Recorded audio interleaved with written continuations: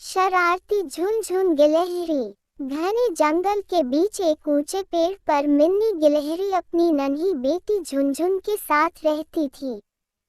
झुनझुन बहुत फुर्तीली और प्यारी थी, लेकिन उसकी शरारतों से पूरा जंगल परेशान था।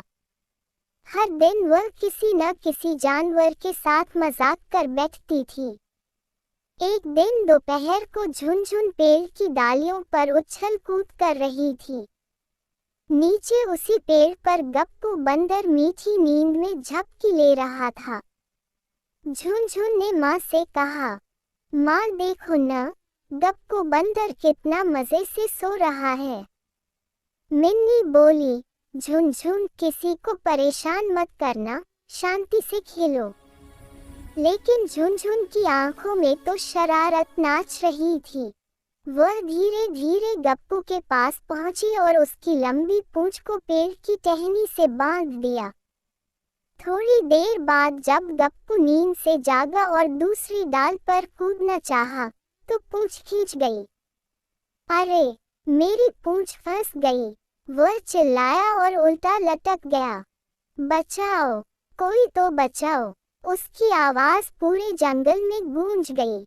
सारे जानवर दौड़ते हुए वहां आ पहुंचे, मोर, खरगोश, हाथी, हिरन सब। तभी जंगल का राजा सिंहराज दहाड़ता हुआ आया। कौन है जिसने ये शरारत की? सबने इशारा किया, महाराज, ये झुनझुन का काम है। सिंहराज गरजे, झुनझुन, तुम्हारी शरारतें अब बहुत हो गईं।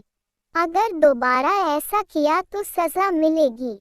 मिन्नी डर गई और बोली, महाराज माफ कीजिए, ये बच्ची है, अभी गलती सुधार देती हूँ। वह झट से दौड़ी और गप्पू की पूंछ खोल दी। गप्पू नीचे गिरा, लेकिन उसे कोई चोट नहीं आई। सिंहराज ने चेतावनी दी, यह आखिरी बार है, मिन्नी, अपनी बेटी को समझा दो।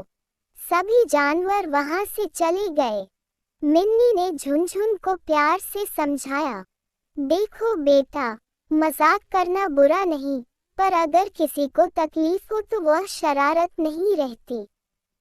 झुनझुन बोली, माँ, अब मैं नहीं करूँगी। मिन्नी मुस्कुराई, पर मन में सोचने लगी, देखते हैं, ये वादा कब तक निभाती है। कुछ दिन बाद मिन्नी को जंगल के बाहर जाना पड़ा। उसने अपने पड़ोसी काजू कौवे से कहा, काजू भाई, मैं 2 दिन के लिए जा रही हूँ, झुनझुन पर नजर रखना। काजू हंसते हुए बोला, ठीक है बहन, पर तुम्हारी बेटी तो बवंडर है। मिन्नी चली गई। झुनझुन पेड़ पर अकेली बैठी ऊबने लगी। माँ को गए कितना समय हो गया, कुछ मजेदार करूँ क्या?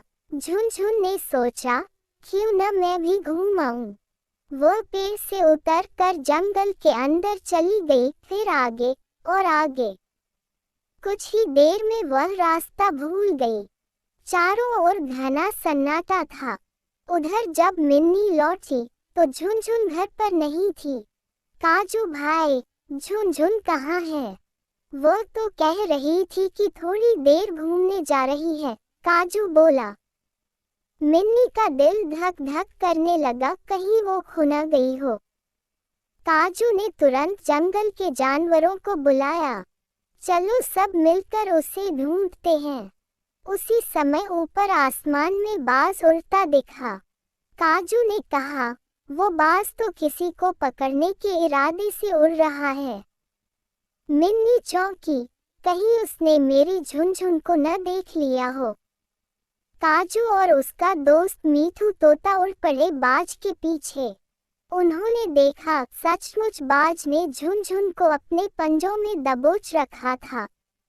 उसे छोड़ो, काजू चिल्लाया और मीठू के साथ बाज पर हमला कर दिया।